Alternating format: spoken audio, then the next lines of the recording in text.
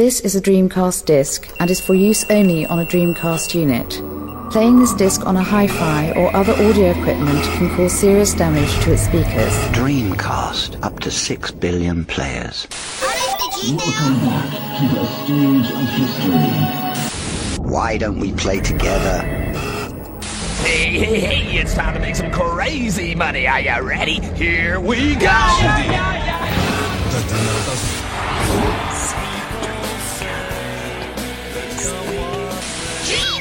Please stop this disc now. Good afternoon, folks, or good evening, or good morning, wherever you might be. You are listening to episode 37, yes, 37 of the Dreamcast Junkyard Dream Pod. My name is Tom, and I'm joined by Rob. Hello, Rob. Hello. How's it going, all right? Yeah, it's all good, my friend, all good. Fantastic. We're also joined by Mike Phelan. Hello, Mike. Hello, Tom. How's it going? Not bad at all. There's a theme developing here. Everyone's fine. We've got a special guest host occupying the ever-evolving chair. We have, on his second appearance, actually, on the Dream Pod, Mr. Stephen Robinson from Dreamcast Hub. Stephen. Hello again. It's all going well. Excellent, so excellent. Yeah, for those people who don't know, Stephen is the proprietor of the Dreamcast Hub. You can find him on Facebook and on the internet at large just by typing Dreamcast Hub, basically. Oh, on Twitter as well. And you made your first appearance on the Dream Pod. Was it the fighting game special? Oh, it was a shmup. The Shmup Pod. Yeah, it was a Shmup. That's my thing. Yeah, that's your thing. Yeah. How's everything going at your end, Stephen? Okay? Oh, yeah, man. Really good. Excellent. Okay, well, we'll begin as we always do, and we'll talk about what we've been playing and things we've picked up. I will come to Mike first. Mike, what have you been playing on the Dreamcast or otherwise? So I've been getting in the Olympic mode this week. Obviously, the Olympics have started yesterday. What you mean you've booked yourself into a really crappy hotel and all the wallpaper's falling off the walls? And yeah, taking loads of drugs. Done the whole thing. No, I've been playing lots of Olympic games. I'm a massive Olympic game fan. I'm a massive Olympic fan, mainly because I like lots of lists, as people might know. Yeah. But I've been playing. So I've been playing the three Olympic games on the Dreamcast, and Sports Jam because it sort of fits into it. Yeah. And it's been very, very enjoyable. Not quite as enjoyable as watching the Olympics on TV, but nearly. Did you watch the opening ceremony? I've actually seen nothing of the Olympics so far. But was it as good? Was it as good as the one in 2012? Because that was awesome. The one in London. It wasn't as good as Danny Boyle's Spectacular. No, it wasn't quite as good. There wasn't any NHS doctors and patients in beds coming out. They're all on strike. That's why.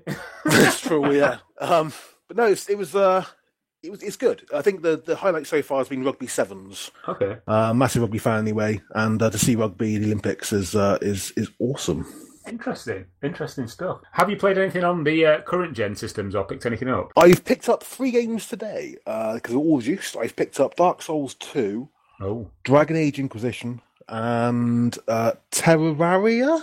Is that how you say it? Terraria. Is that how you say it? That's right, yeah. Yeah, I think so. I'm sure there's more R's than that, but yeah. So I'm actually waiting for 2 of those to come tonight. But I've got those to play through. I've fitted a new hard drive to my Xbox One. So I have lots more games I can fit onto the console to attempt to play through. But I haven't actually played much, to be honest. No? Okay. No. Cool. Well, we'll move on to you, Rob. What have you been doing? Rob, you've not been on the podcast for a couple of weeks, and also you've been to Japan, I believe. I have. Yeah, was that with work, was it? Yeah, it was with work, with T3. Nissan were unveiling some new autonomous drive technology, and flew a few journalists out from the UK as well as various other countries to Tokyo to see while it was unveiled, essentially. So yeah, I was in Japan for 3 days. So it was a 5-day trip. 1 day lost going over there and 1 day lost coming back. But yeah, awesome. It was awesome. Like, in terms of gaming, unfortunately, I didn't get a chance to go to Akihabara, but I did manage to go to, I think it was called the 8-bit game bar in the Ginza district.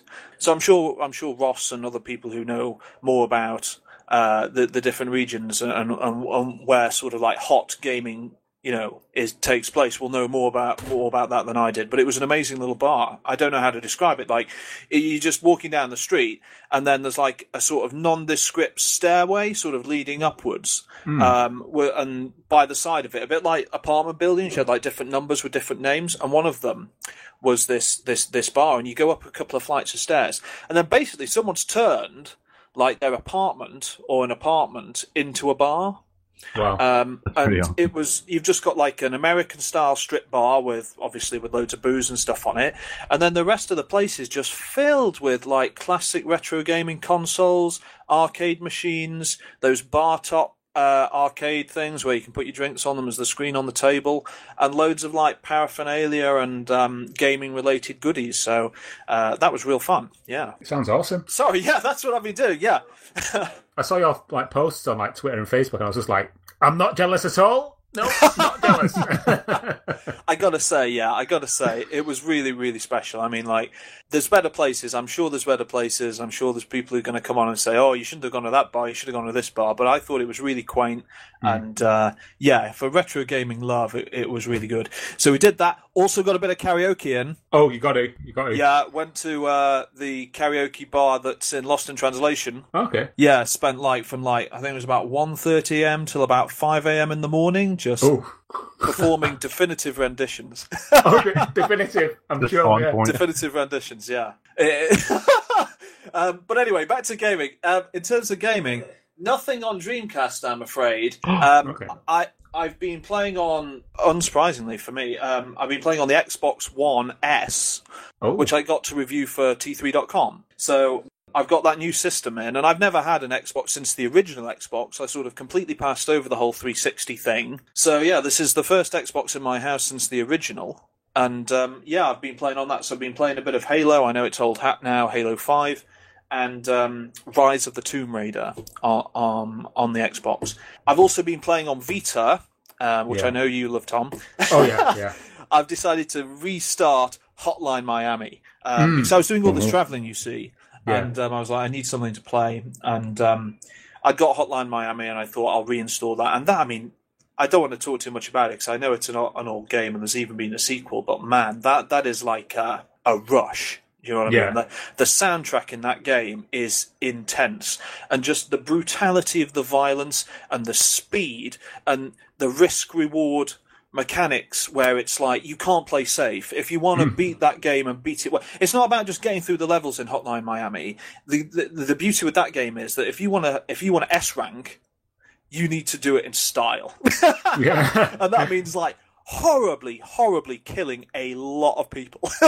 It's funny you say that, actually, about the soundtrack, because that's one of the overriding memories I have of the game. With a pair of decent cans on plugged into the Vita, it sounds incredible. It gets in your skull, and then you're like, do you know, like when you listen to something so long that like the background, like the bass line and stuff, remains in your head like hours and hours and hours afterwards, and then like certain times I've been waking up the next morning and I've got like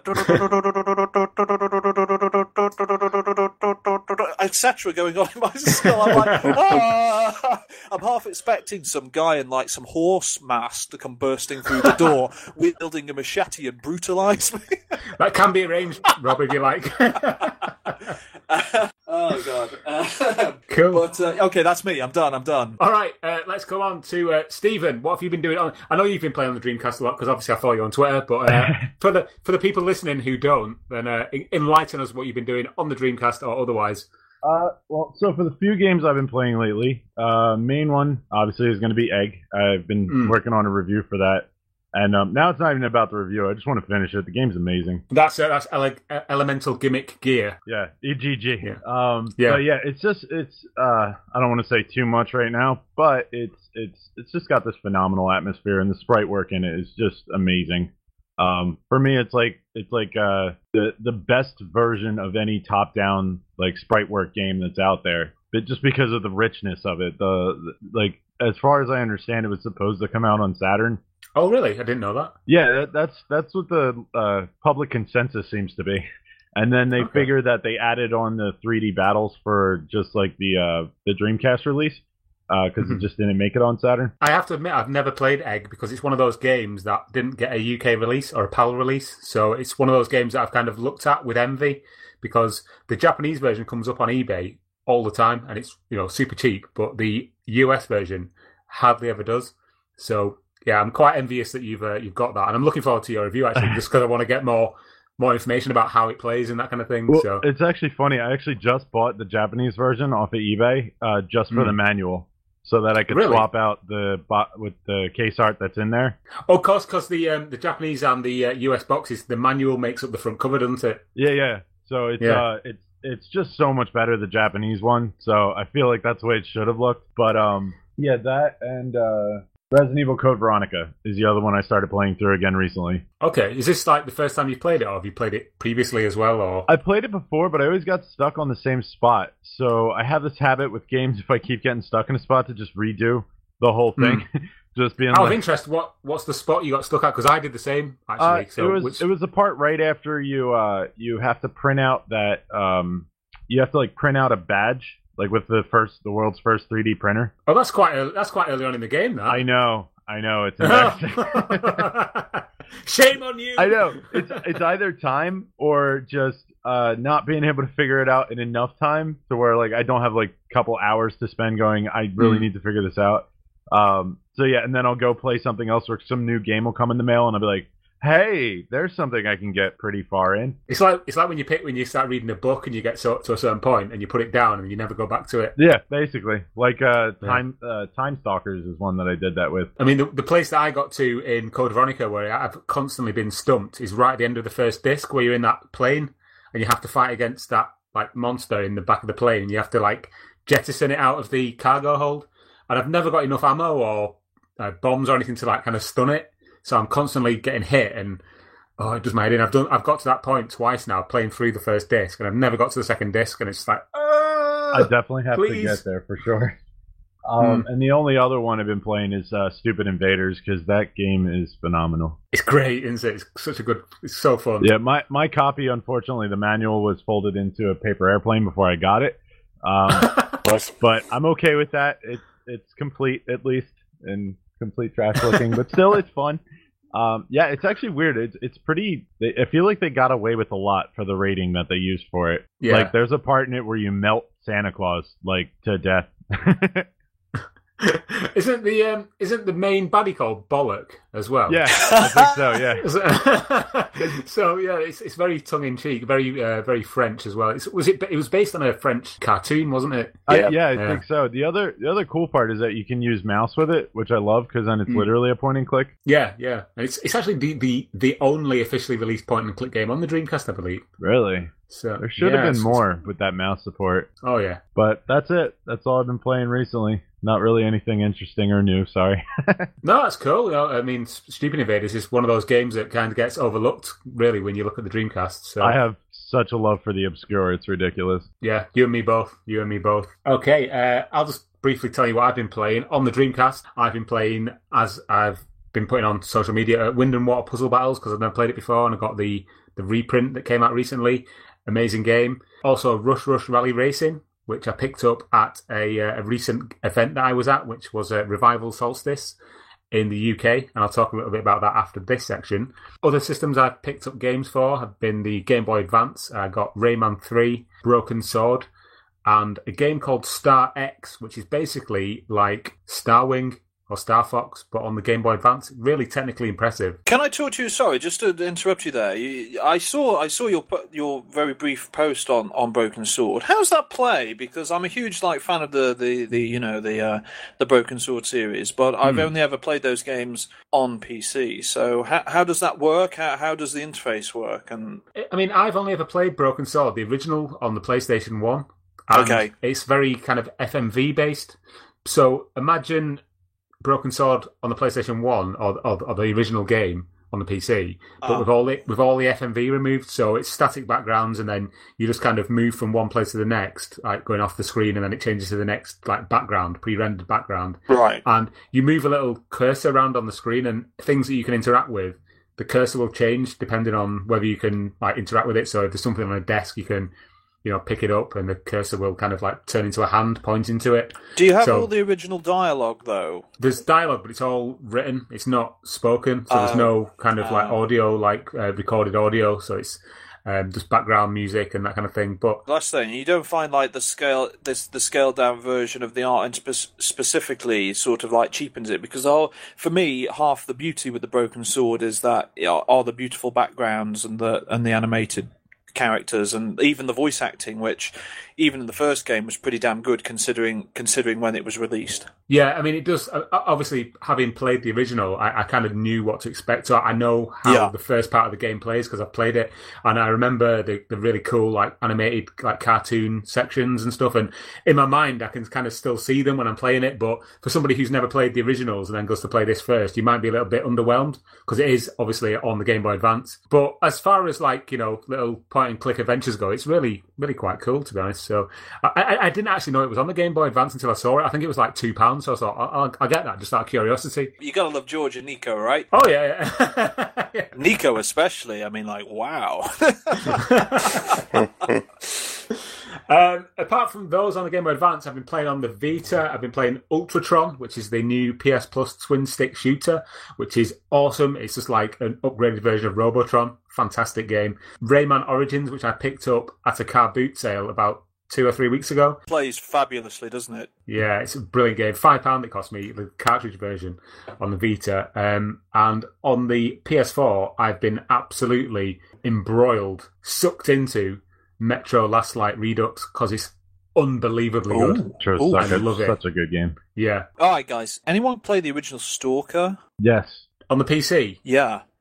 How does Metro? Those guys. Sorry, I didn't see who said yes, but how's Metro compared to Stalker? Stephen, over to you. I would say it's weird to explain. It's more open and more linear at the same time. Okay. It's really mostly graphics and the kind of little details that they added to it, like the lighting, the flashlights, everything beyond. Like story-wise, it's very close. I'm so sucked into that universe. It's made me want to get the books now, so I want to read the books and read more about the expanded universe of the history of the characters and the world it's set in. I think you've done something well, because I guess it seems post-apocalyptic, right? Yeah. I think if you do, there's so much post-apocalyptic fiction in every medium that if something stands out like Metro does, then they must be doing something right. Yeah, I mean, it's so original. I mean, I don't want to dwell on this too long, but the whole it's set in the it's called Metro because you're actually in the Moscow Metro like underground system. So yeah, it's really cool. The last thing I got is very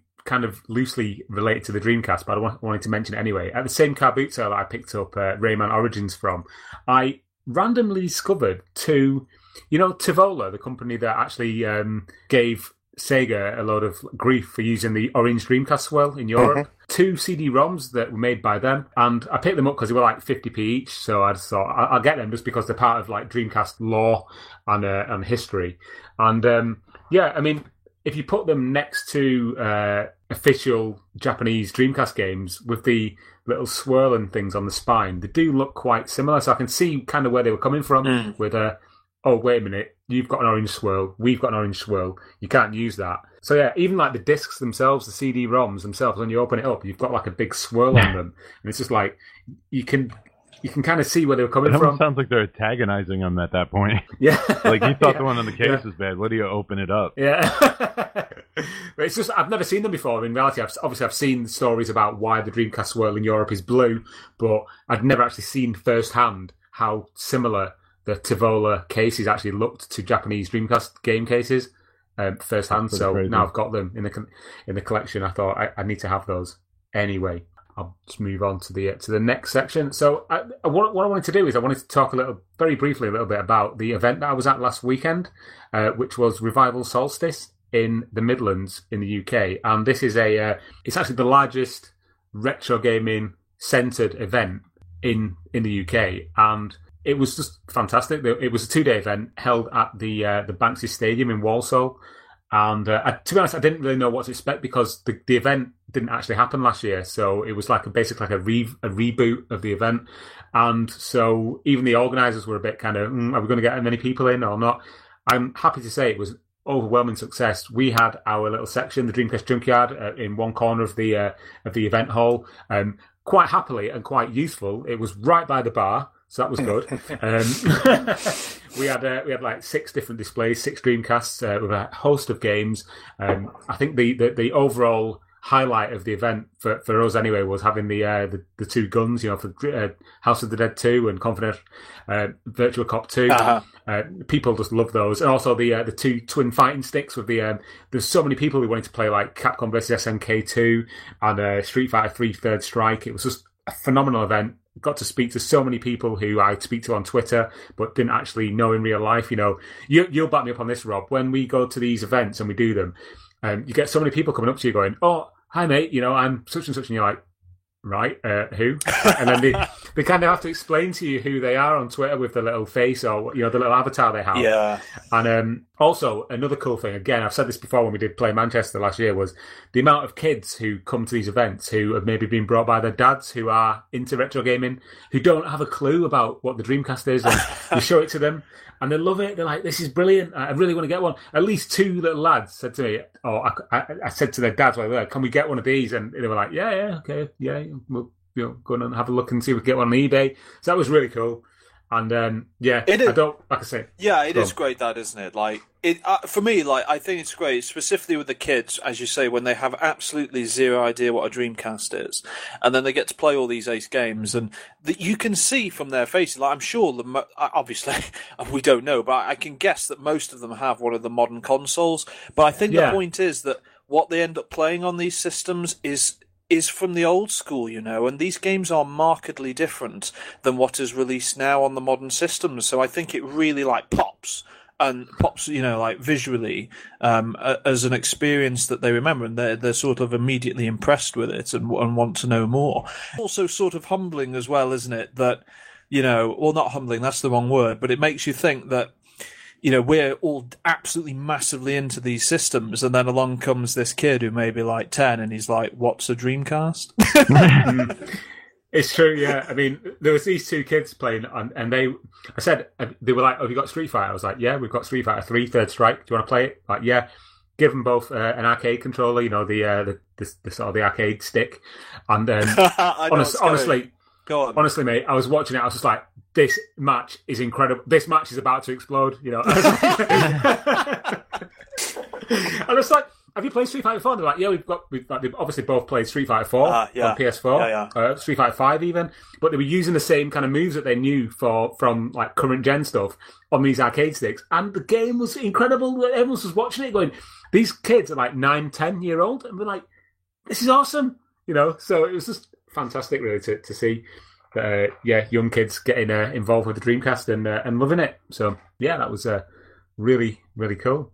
I think the highlights for me though were not Dreamcast related. They were the fact that I got to play on Tempest 3000 on the new one, the DVD player console from several decades ago. Tempest 3000. Big fan of Tempest 2000 on the Jaguar. So Tempest 3000. What a game! Yeah, great. It was just such a psychedelic mindfuck, Tempest 3000, even more so than like TXK on the Vita and Tempest 2000. And the standout moment for me was getting to play on a Pippin Atmark for the first time ever. I know it sounds stupid because this system is seen as an absolute dog, but they're so uncommon and they're so rare. And what system is that? It's a Pippin Atmark. It was an early attempt by Apple to get into the gaming. I remember sphere. Adam Korlick did a thing on that. Yes, I actually sent Adam a tweet when I saw this thing, and he was like, "Oh my god, what games are on it?" So I was like, "It's Marathon, Marathon, the first person shooter." And so I loaded it up, and I was like, "Yes." It says, "Which one do you want to play?" You put Marathon, and then the sequel or something on the main screen. So I rotated the ball to Marathon 1, pressed the start button, and then you got this kind of Apple Mac error screen that came up, like a Finder error, like, "Would you like to restart the app?" I'm like, that looks very familiar, being someone who's interested in like Apple Macs and things. I was like, yeah, okay. And then on the second attempt, it actually loaded up, and I was quite surprised how smooth it was, even though it was in like a really small window, almost like the 3DO version of Doom. It ran so smooth and so just really well. So yeah, I was really kind of I believe that the term is stoked, used in the States, to play on the Pippin Atmark. That was a first for me. But yeah, overall, Revival Solstice, it was a great event, and I loved pretty much every minute of it. But enough about that. Let's move on to some Dreamcast-related news, and we'll be back after this break.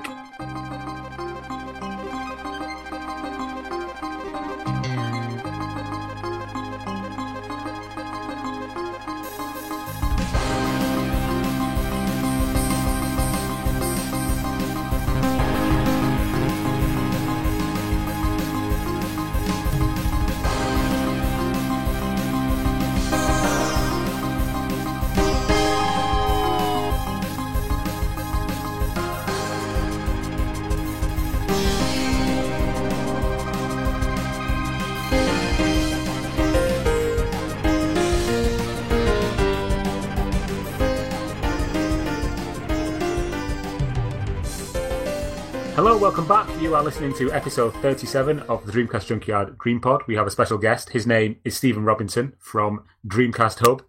And we're now going to talk about some Dreamcast-related, or loosely Dreamcast-related news, so that's a relief probably for you guys listening, because you're sick of hearing me talk about Pippin AtMac.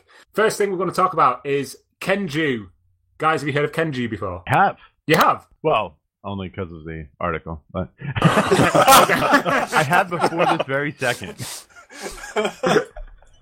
Excellent. Okay, for you guys listening who don't know what Kenju is, Kenju was and I have to admit as well, I didn't actually know this until about maybe an hour and a half ago before coming on to do this podcast. Kenju was an Atomic Wave fighting game from Dream Factory, who were also responsible for Urgat, I believe it's pronounced, and also Tobal No. 1. It was a 3D fighting game in the style of Rival Schools' Project Justice, and it was for the Atomic Wave. It's a shame Ross or Scott are not on this podcast because they are resident experts on the Atomic Wave, but this game has recently been rediscovered by a guy called Showtime. And yeah, it looks really cool. I don't know if you gents have seen the video that I posted on the Dreamcast Junkyard. No. No. Sorry. to be fair, what did you say? You'd put it up about an hour before we're recording? Yes, so it's my fault to be honest. But, Yeah, to be honest, I only dropped this in at the last minute, but I think it's really cool because it's an Atomic Wave fighting game by, as I say, Dream Factory. It was cancelled for unknown reasons. It's just been rediscovered in the last week. This guy Showtime has put videos up on YouTube, and I just think it looks really cool. It's very, as I say, the graphics are amazing. It's almost cel-shaded. Yeah, I would agree with that.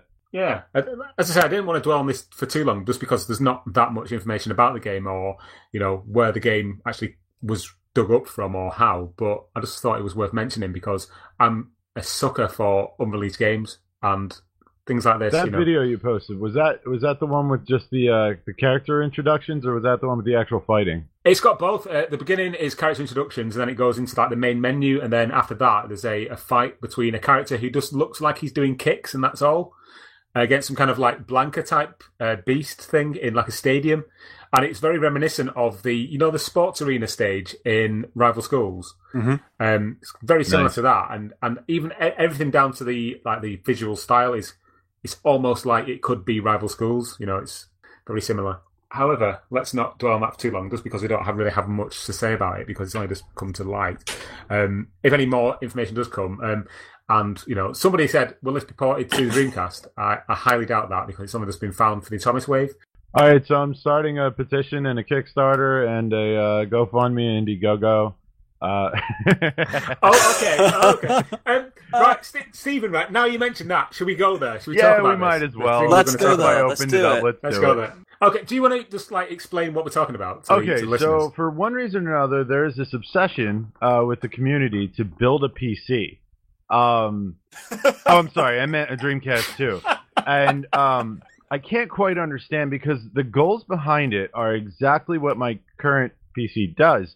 So what we want is a machine that is backwards compatible with Dreamcast games, also does 1080p, 60 frames per second, outputs through HDMI, and you can also play new games on it as well. This console exists. It's called the PC, or I'm just going to say PC. I was going to go Mac, but not really. No, not at all. No. But yeah, no, and these projects keep popping up, and I can't get behind them because I don't understand the motivation. When people talk about hey, we're going to make this console and we're going to go to Sega and we're going to tell them why it's a good idea, you would have to explain to Sega why it's financially a good idea to be in a market where there's already 6 consoles that are out currently, and they're going to have to eat from that little pie. Yeah, and the main problem is, even if you come out with a new Sega system, you've lost everything already that Sega was. They're not Sega from 15 years ago. Sega from 15 years ago took chances, and they made games based on passion, not based on, hey, this will be successful. I think the only passion that they still have left is like the Yakuza series for the most part. I think a lot of these projects are fueled by nostalgia and little else, to be honest. And I'm not slagging them off for that. I mean, obviously we do this because we love the Dreamcast, but we're about celebrating what exists and what was, not what could be, with a question mark after it. I think you're being too nice, Tom, to be honest with you. Well, I think it's not nostalgia, it's greed. I think people are doing it to try and get a buck out of people. And sometimes I feel it's also for people's ego. You know, like, hey, I'm the guy who made that project that made that thing happen. Yeah.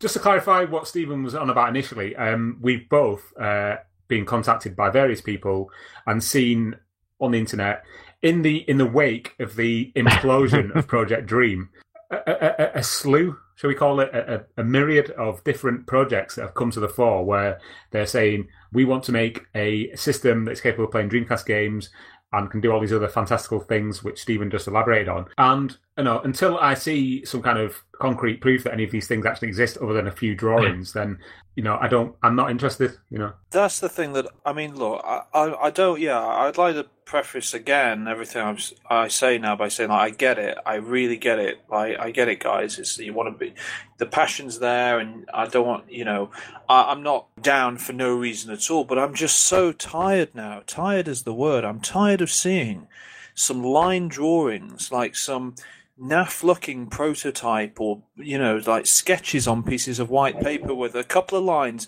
some naff, and no disrespect, some naff logo. Look, it's another roughly rectangular or square box that I've drawn out, and it looks like it's taken you like 15 minutes to do that. Oh, maybe here's a render. Look, a black or white box with some really fake-looking shine on it. I don't know. Just know. It's getting to the stage where I think it's all. I'm not calling anyone like a crook, but like when you're asking for money for this stuff, and it's built on nothing. Like, I'm sorry, I'll call him a crook.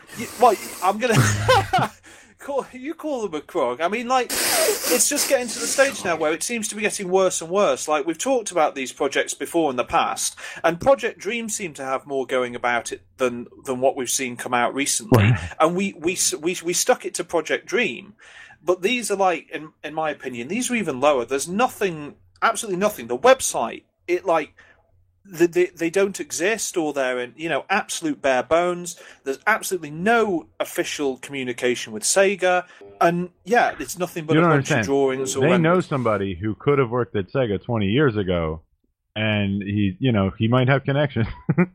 My honest main problem with all of this is what it creates, and my problem is that the second people start making posts about these things, whether it be in Dreamcast Junkyard or Dreamcast Hub Facebook group, it completely divides the community, and it's unnecessary. Yeah, totally. Yeah, it's just you get these huge arguments where people are like, no, it could happen this time, and then the other guys are like, no, it's total bullshit, because it is. Yeah. No bias then. No, none at all. No. I think that's a really good point. I honestly think that's a really good point. The way that these things have split, and I've seen it. Like, we've all seen it online. We've seen how vitriolic people can get, and we don't need that. Yeah. I'm a supporter of Arsenal Football Club. I have enough about this with Arsene Wenger. People who say Arsene Wenger should leave. People saying Arsene Wenger should stay. There's some people who saying Arsene Wenger should stay and spend a dumb truckload of money. And it's Rob. Can I stop you? I didn't realise you were a fan of Arsenal. Get the fuck off this podcast right now. Hey! Look, Tom. Come on. You've just won the Charity Shield. Pogba's on his way. Oh, did we win? Yeah, it was 2-1. Cool. Yeah. I think the thing is from all this, though, is that there's one positive. To spin it slightly, there's one positive, and that is the fact that the Dreamcast revival projects and other things show that people do really want to relive Sega. I don't know if you've all noticed in the last few weeks that on one of the trending topics was the Sega Mega Drive or Genesis plug-in device. Okay. Which was released, I think, like 3 years ago. But all of the sites and loads of Sega fan sites as well were saying how it was like this new console was released. It wasn't. But just because it made news, I think someone at the Metro probably, because their journalism's terrible, didn't check their facts, and obviously thought Nintendo had bought their was announced their NES one, and so I think they thought Sega were going to jump on the bandwagon. But the amount of people who are interested because the Mega Drive is being released, I think it says the same for Dreamcast as well. I think everyone wants to relive and get Sega back to where it was. So although it's negative in the fact that these people are absolute dickheads and haven't got a clue what they're doing and are promising the moon, in actual fact, they're actually it's a symptom of a bigger thing with Sega that I think, like Atari almost. You know, I mean, when I was a teenager, Atari were pretty. I know the Jaguar was out, and I don't want to offend the Jaguar because Tom's on the podcast. Careful, Mike. But the Atari was, late 90s. Atari was pretty much dead. You know what I mean? There's licensing their stuff out to Hasbro and pretty much gone. The amount of Atari stuff in the last 10 years, it's become cool again. And I think with Sega, the same thing's happening. So I think it's inevitable with Dreamcast is going to happen. Whether that will ever come to a point where someone will do anything with the Dreamcast, it's not. I think people are quite stupid, and people think that because the Mega Drive got released and you can put chips onto a little plug-in TV device. I think people think they can do the same with Dreamcast, which is not really intelligent. I think there's a real lack of common knowledge, common sense. Sorry, there's a real lack of common sense for people. I think they genuinely think people just draw something on a page and then it suddenly comes to life in a game. Yeah. Well, it's an instant gratification thing, I just want to make one final point on this subject before we move on. It's the same. I would like to mirror what Stephen said about the divisiveness of this kind of thing, certainly on social media.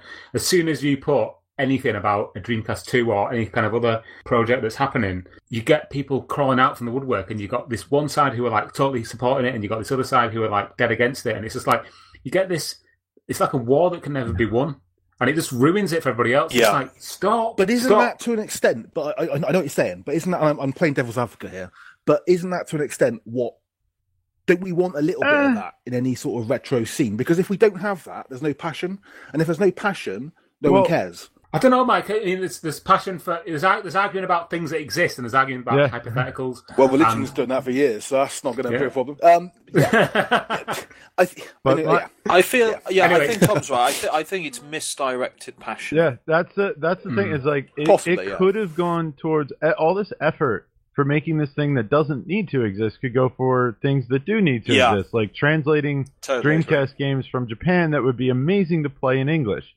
like. There are just Sega like there was a guy who was actually working on a translation for that last I checked, and just imagine if there was an entire community behind him, like Project Dream. Imagine if there was like 2,000 people behind that one guy saying, "We're going to help you make this get done." We would have it by now. We'd all be playing it. Like. Yeah. If you're going to set up a Patreon for something, then that's the sort of thing I want it set up for. I don't want it set up for another Dreamcast 2 console based on a couple of drawings. I think we need to draw this one to a close. Sorry, Stephen, what was your last point there? The biggest thing is don't need to involve Sega in any of this stuff. It can just be completely community driven, and I don't know why everybody obsesses with trying to involve Sega in it. They don't care anymore. That's not like their thing. Yeah, it's not their goal, is it anymore? It's not their part of their business plan. Anyway, guys, I think we've talked about that long enough. That little thing that we were going to talk about for 5 minutes has like spiraled out of control, as is usually the case. Let's get back on track and speak about something that is actually real. Yes. Let's talk about Xenocider. Xenocider is back. Retro Summers have actually said that they were working on it behind the scenes after the Kickstarter failed. It should be... Well, I'm not going to give a time because we don't know when it's going to come, but... They're still working on it. They're also working on Amoeba, the visual novel. The visual novel, yeah. So yeah, I was very happy to hear that Carlos and the rest of the team are still working on Xenocider.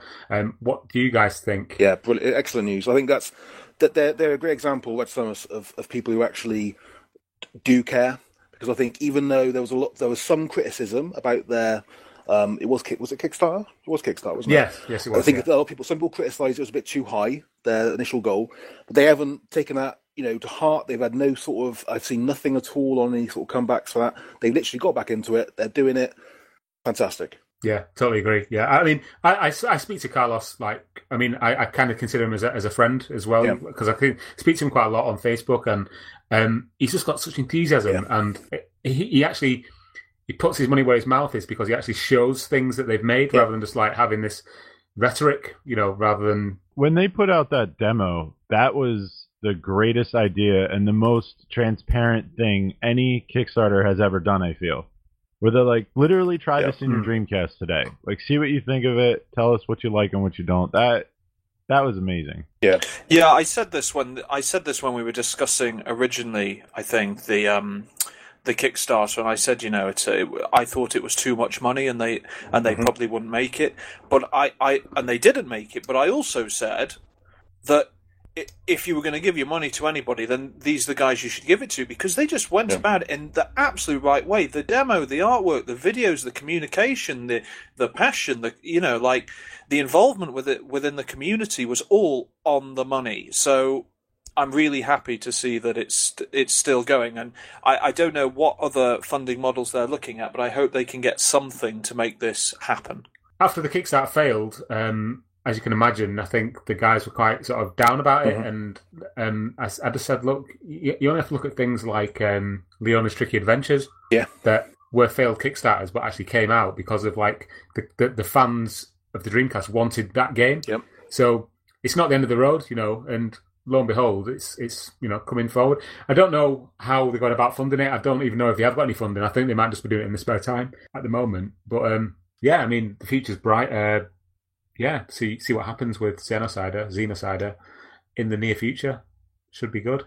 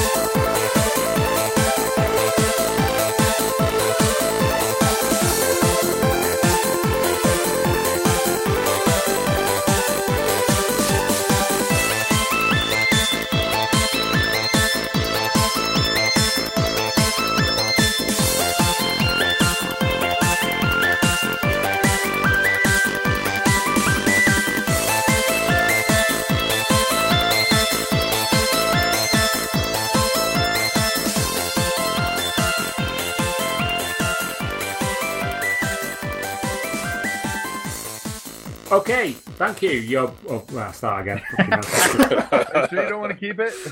Okay, thank you.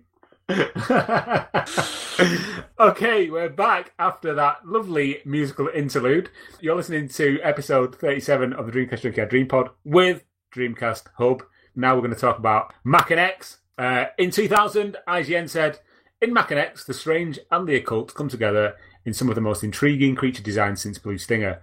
It's in the area of the visual arts that the game excels. The game is a graphical marvel, and they awarded it 7.9 out of 10.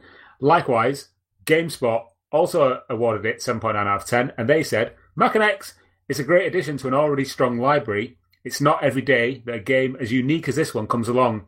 This game is definitely worth checking out. Gentlemen, have you played Mac and X? And if so, do you agree with these statements? Yes, and yes. Okay, I'll come to you first. Stephen, what do you think? I'm actually a very big fan of Mac and X. It was the first game that I got when I got my Dreamcast again, getting back into it. Yeah, really? It came in a red call case, like one of the fake ones. I played it for just days and days. It is an extremely difficult game, I'll give it that. But very, very satisfying when you start to get it right. You get kind of in a groove and kind of I think of like Devil May Cry 2 in the way you kind of get in a groove of playing it. Not in style, of course, at all, but essentially that I still feel it took years and years to make a game as original as it. I think like Red Steel was the first game that used first-person swordplay again. Yeah, you're right. Yeah, and I love the fact that there are so many playable characters. It's a bit like Mega Man because you beat a boss and you play as him. So yeah. For those people who don't know Mac and X and don't know what we're talking about, A, get yourself on Google and just have a quick look. B, it's quite unique on the Dreamcast in that it's a story-driven first-person. Not a shooter, it's more of a first-person hack and slash, which for me initially kind of turned me off to it because I was more into... At the time that the game came out, there weren't there were no other like story-driven first-person games. I think after this came Soldier of Fortune. Yep. Because all the other first-person games were kind of like battle arena games. Yeah. So it kind of drew me to it because I wanted to play a story-driven game. That said, once you get into it and you realise how cool it is, I mean, you can jump over enemies, and it reminded me a little bit of like Ocarina of Time. You know, you can do like backflicks over enemies. So satisfying. And like attack them from behind.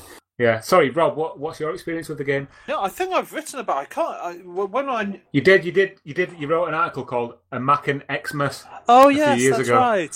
What a fabulous header that was! I'm not at all embarrassed by that. Yeah, I did. I played Mac and X. I've got Mac and X. I got the Japanese version. I haven't got anywhere near the end. I'm gonna say right off the bat. I've got about 6 or 7 levels in. I think when I last played it seriously. Primarily the reason, the thing I like best about Mac and X, one is that first-person slasher. I love that it is something that, apart from, as Stephen's mentioned, there's games that have come later that have done similar things. There was some first-person medieval hack and slash as well, which followed, and I can't remember its name for the. What system was that on? I can't remember now. Was it Daggerfall? Was it something like that? It could have been Daggerfall. I'm not sure, but we've all seen the sort of first-person slashes that have followed. But it's just got such a unique art style, and I agree. Like in terms of like when you're playing it, I agree with Stephen where he says that it's actually quite aggressive up front in terms of you getting used to how to play. I think he's right when you say you've got to be in a sort of zone. You've got to get into the Mac and X zone in terms of how the combat works, because it's not like anything else really you've probably played before. The timings are all off in terms of when you would think you would need to attack, or you've got to get used to, as you say, like the flip move, which I think is quite overpowered, where you can flip completely over an enemy and then get in some crits from the rear. And you've got to get used to like how enemies can lunge forwards, and you've got to be able to dodge to the side or backwards. Also being able to hit like missiles back at characters, practice. Oh yeah. I think you're right. Yeah, I mean, you say Zelda, and I think there's something. I think you've got a little bit of something there, Tom, because you lock onto enemies very similar to a Zelda game, and the sort of the cameras. I mean, obviously with Zelda, it's sort of slightly to one side, isn't it? But how Link moves when you're in that mode where you sort of can dodge side to side or backwards, or backflip, and roll forwards and things, and then you can thrust forward or you can slash in different directions depending on the input you're inputting, is very similar. Yeah. But obviously, because of the first-person perspective, it is more intense. I got to say, like when I first played the game, when I bought the game, I was again sold primarily because it was Atlas, and I'm a sucker for Atlas and their art style. And the art style in this game just looked amazingly weird. Even that intro with that weird like carrot, the Mackin like AI in that tube. Yeah, I mean, that's a weird character. I don't know what. With a face and everything, it's like what am I looking at? It's like a cross between like a Tim Burton style creation and I don't know, some weird Japanese manga. It was so alien, so weird. So yeah, that was the thing that first got me. But then I can remember playing it and just being absolutely... I didn't get the combat at all and being really turned off it. But luckily, just because of how there's some really bad bits that are so bad they're good, and also the fact that, the voice acting, as I say, the voice acting's terrible. The voice, yeah, we can talk about the voice acting more, but oh my god, the English translation and the voice acting is appalling. But it's so bad that it's almost something that you want to play more of it because it's so bad? Like, how bad can this get? There's an interesting passage on the Wikipedia page. Obviously, we know about like the fact that you can take over other characters' bodies and things, and do this brain jacking. But there's an interesting. Oh yeah, did we not mention No, that? I don't. You can the demonic sword thing. You can brain jack people. And then you play as them. I just love that you get a BJ rank. The passage on Wikipedia says the player can control a number of characters via brainjacking, which leaves the person a vegetable. I thought that's not very PC, is it? Let's be honest. There's very little about this game that I think is PC. Oh well, there's certainly a lot of. We're going to move on to that. Like later on in the game. Yeah. Oh yeah, like this thing has got a massive hard-on for like Nazi style thing. Do you know? Have you seen Hellboy the film? Yeah. Do you know like the weird like occult Nazis they've got in that? It's like that, and it's like I'm not. The game doesn't necessarily say that these are like absolutely awfully evil either. It seems to have sort of some like hard-on for them at times. Well, they had some good ideas. Yeah. We're not promoting Nazism, by the way. No, just in case you wonder. no. Not at all. Fictional Mach and X Nazism. Yeah. Mike, what's your experience with Mach and X? Well, I haven't had a huge amount of experience with it. I played it today. First time, probably in about a year, I think. The art style's amazing. I love the art style, and sort of the character design's really good. But as with every first-person shooter on the Dreamcast, the controls killed it for me. I can't do it. Until Twin Sticks came out, I could not do any first-person shooter on the console. But saying that, I love the sort of the idea, the sort of close combat from someone who my first experience of first-person shooters properly was Jedi Knight on the on PC. So obviously the whole sword play, as it were, seems right to me.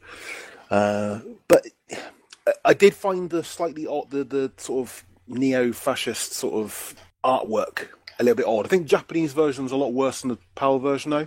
Yeah, if I remember rightly. Yeah, the PAL version's got a dump truckload of censorship. No, I have to buy the other copy. That's quite understandable with obviously being released in Germany. You couldn't have. Well, there is still a lot of Nazi symbolism in the PAL version, but I can imagine more so in the Japanese version. I don't know. Yeah, interesting. I might look into that. I need to get the Japanese version. I think I say this in that a Mac and Xmas article that I wrote a couple of years back. Like I talk about the. Well, the main picture is the one of the characters with like a big swastika as a face. With a massive swastika, exactly. That's what I was going to say. He's got a swastika as a face. Like, it could not be more up front. And like a lot of the other characters, even if they've not got like swastikas on, they've got sort of like 30s style militarized European uniforms on, and they've got shades, and they're portrayed as like very cool individuals, like powerful, cool people. And the problem is though with the swastika as a face is that the symbol itself doesn't have the same resonance with the Japanese, does it? No. Because I think if I remember rightly, swastikas are actually on Japanese maps as, I want to say, youth hostels. I'm wrong. It's not youth hostels. It's that the temples, that's not the swastika though. That's the other one, right? No, that is swastika. It's a. Yeah, but that goes the other direction. But I think the Buddhism uses it. Yeah, that one goes a different direction, and it means love. Okay, let's not dwell on this for too long. But, I was just going to say something this is becoming Nazi dream card. Let's move away from all the Nazi stuff. Yeah, please. We always talk about the Nazi stuff. No, I do like one of the cool things as well that drew me to this game is that it takes that Japanese thing of that a person and their sword are one, and like the weapon almost has a soul, or it's like the extension of its user, and the one and they're one and the same thing. Like it's a bit like in the same sort of thing as in Soul Calibur. It's the same idea, and I think it's pretty cool. And to be fair, that should let's bring it more back to the game mechanics. That's not just me talking like up in the air, like philosophizing. Like the different characters you can quote unquote brainjack all have different weapons and different styles and different attributes, and like some are faster, some are slower, and some can have different sort of special abilities. So it really is like the person changes, and more often than not, the weapon changes as well, or the secondary weapon changes. Yeah, there was a game that was quite heavily involved with that kind of thing called Messiah on the PC. We were like a little like angel who could like take over different people's bodies, which I believe was actually rumoured to be coming to the Dreamcast at one point. It was, yeah. Yeah, so that's quite an interesting parallel to draw. But let's kind of draw this one to a close. Guys, do we recommend that people pick up Mac and X if it's cheap and available? Yes. Yes. Asterisk. Yeah, I think you want to try and get... I think if you're going to try and play... I mean, maybe people disagree with me. From my point of view, if you're going to try and play Mac and X, then you've got to go full X, and you've got to go and track to get the Japanese version and get the full-on Nazi brain-jacking madness. And I'm not entirely sure we're trying to endorse. Make sure you pick up the Nazi version. Just saying, guys. I'd like to distance the Dreamcast Junkyard from Rob's Nazi overtones here. The Japanese version is cheaper, I think, as well. It is cheaper. Version, so. That was my next point. Okay, there we go. It's cheaper, and like I don't know, like okay, yeah, asterisk. Like if you've got, I understand that people can be very like sensitive in terms of the Nazis, and if you're not in, if you have any issue with that, then obviously you shouldn't pick this game up anyway, because I think even the non-Japanese versions have some of this stuff in. But if I was you, if you're going to play this, then you should do primarily because it's just so weird. Yeah, like. It's an experience you need to have. There. I think, being a Dreamcast fan, I think it's just one of like the 30 games that you absolutely must play to see what the Dreamcast is about. It's very unique. It's very indicative of the Dreamcast era. That's the only reason. The only reason I'd recommend it is for that reason. I think as an actual game from someone who doesn't necessarily like that style of game on Dreamcast, I wouldn't be quite so. I don't think it stands out as an actual game. That's fair enough. We've all got our views and opinions. Great style, though. Anyway, so yeah, if you get the chance, please pick Mac and X up, see what it's all about. Let us know what you think about it. We'd like to know your opinions. But yeah, guys, I think that's going to do it for this particular episode of the Dream Pod. A couple of things I just want to mention before we draw this one to a close. Thanks to KTX, we successfully gave away the 5 copies of Leona's Tricky Adventures. So congratulations to our winners, and also thank you very much to KTX for supplying those copies of the game. That was very cool of them. Also, as ever, massive thanks to our Patreon supporters for continuing to, as I say, support the podcast and allow us to do this without having any advertising or anything like that on the podcast. So, in no particular order, I would like to thank for their contribution. And I do apologise again if I pronounce anybody's name wrong. I apologise. Just send me a message and I'll get it right in the next one. I've got Joe Simkovitz, Ben Warwick, Adam Lundgren, Daniel Turner, Ben Lancaster, Dave Baldwin, Matthew Smith, Tristan Brown, James Steele, Sean Robinson, Dan Payton, DCGX, Spencer Johnson, Garrett Otto, Chris Unwin, Alexander Padilla, Jason Cathers, Brandon Aaron, Alex Hirsch, and John Thompson. Thank you very much for supporting the Dreamcast Junkyard on Patreon. We appreciate it massively. Also, I want to say thank you to Mr. Stephen Robinson for joining us this time on episode 37. Thank you very much. I appreciate you having me. No problem. Would you like to pimp your own sites and destinations online? I would love to. Excellent. Please feel free. So there is our Facebook group, which is facebook.com/groups/DC Hub. And then at my ad address on Twitter is at DreamcastHubCom. And the only other thing I would say, I do have a new project that we are working on, and that would be a documentary for the Dreamcast. We are going to be putting up the Indiegogo soon, and I do have a few fellows already involved with it. Some you may already know. Yes, couple, yeah. So we're basically going to be making it by the content creators. That's the idea. So it's going to be kind of like an I Love the 80s style, but with Dreamcast and with more information. But yeah, that's about it. It's the only things I could think of. I'm sure I missed some. You can add it in post. Also, the actual website as well, dreamcasthub.com. See, I knew I'd forget something. Yeah, check that out too, guys. Cool. You can find Rob at t3.com, but you can also find him on Twitter at R. Nicholas J. That's R. Nicholas J. All one word. Excellent. And you can also find Mike on Twitter at Space_turnip. Brilliant. They're also both lurking around the Facebook page and group as well, so if you want to find them lurking menacingly, yes. You can find me on Twitter at Tom Lee C, or you can find us all collectively on Twitter at the DC Junkyard, and on Facebook at groups. Whatever it is, the Dreamcast Junkyard. Just put Dreamcast. Yeah. Just put Dreamcast. It'll come up in that little drop-down thing alongside Dreamcast Hub and all the rest of them. Or you can find the main blog at www.dreamcastjunkyard.co.uk. That will do it for this episode. Thank you very much for listening. Thank you to my co-hosts. Thank you to all our Patreons. Thank you to you. And that'll do it. Goodbye. Bye. Bye.